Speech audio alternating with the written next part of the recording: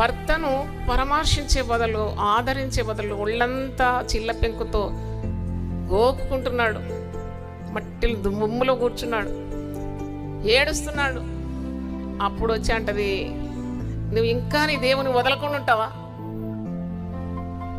నీ నోటితో దేవుని దూషించి చావుమంటుంది. చూడండి, ఒక భార్య భర్తను చావుమంటే ఆమె ఏమవుతుంది? విధవరాలుగా ఉంటుందా?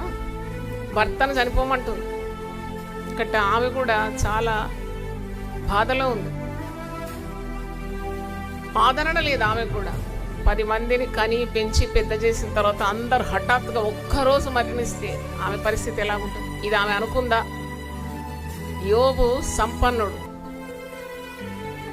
ఎంతో ఆస్తిపరుడు, యథార్థవంతుడు, దేవుని యందు భయభక్తులు గలవాడు, చెడుతనాన్ని విసర్జించిన వాడు అని యోబు గురించి దేవుడే యోబు 1:1 సాక్ష్యం ఇస్తాడు. God టెస్టిఫైస్ about Job.